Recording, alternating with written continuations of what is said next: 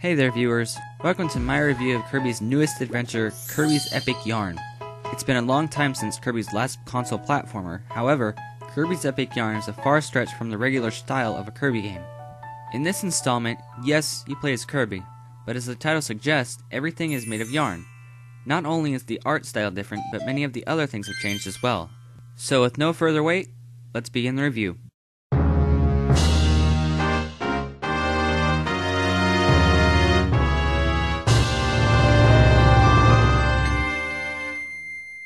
The story of this game is quite simple.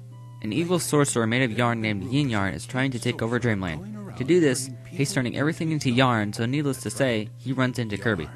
Kirby was hungry, so he ate a metamato, which apparently the sorcerer wanted. So out of anger, the sorcerer sucked Kirby into a magical sock and took him into a world completely made of yarn. He runs into a blue puff named Prince Fluff as he is being chased around by a monster, so Kirby turns into a car, which apparently the metamato he ate earlier could make him do, and he rescued Prince Fluff, and thus begins Kirby's new adventure to restore the yarn world, which was destroyed by Yin Yarn, and to return to Dreamland. There are 8 worlds in all in this game, each with its own unique theme.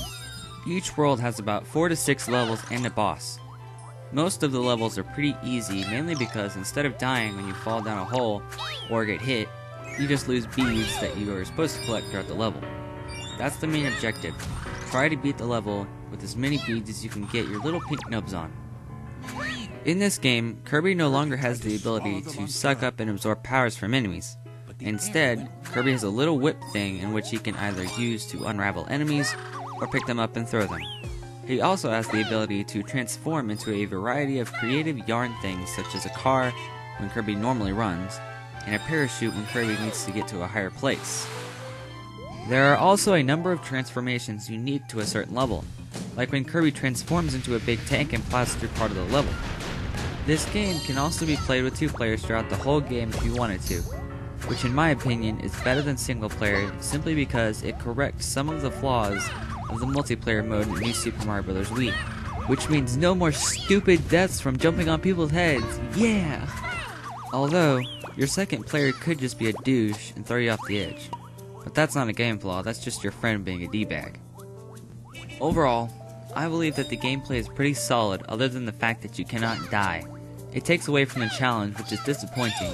I'm also not too keen on the childish story. Now I know Kirby's not all mature and stuff, but the storybook style really just makes me feel like I was a 5-year-old again. Other than that, the platforming and controls work very well.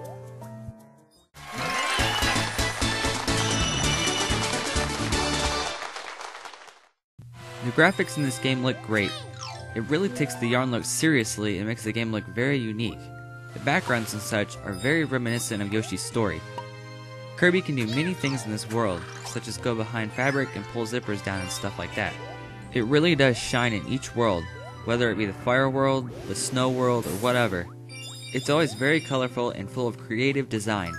It moves at a very smooth frame rate as well.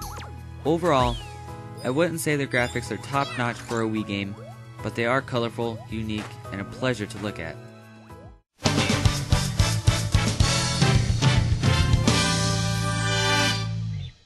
The music in Kirby's Epic Yarn is actually the falling point of the game in my opinion. The fun, upbeat music that was so catchy and clever in the previous entries has now been replaced with some rather slow, not as exciting tunes. To me, the music feels a little boring and doesn't seem to give any desire to go back and just listen to the level. I will have to say that the music was pretty entertaining in some of the space levels.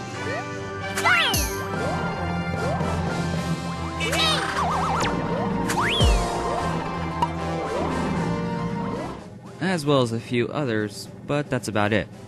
The music sounds like it's been a little babyfied in the earlier levels and doesn't really fit in platforming levels.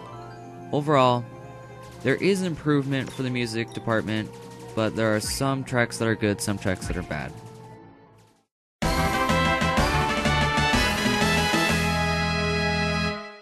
Kirby's Epic Yarn is quite a short game.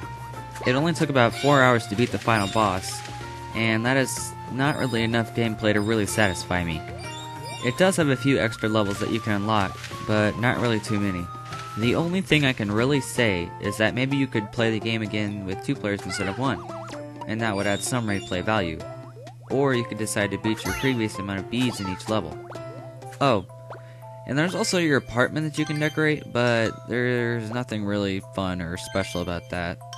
Overall, it's a short game with some replay value.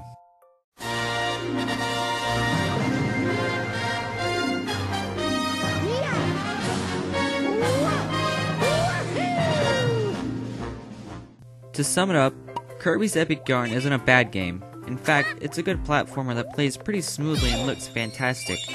However, the game is a bit too childish for my taste and doesn't have quite the same feel as the other Kirby games do. And I don't mean that in a really good way. The soundtrack isn't exactly the catchiest, and the game lacks a good amount of replay value. But it's not a bad game. So with that, I'm going to reward Kirby's Epic Yarn with a 3.75 out of 5.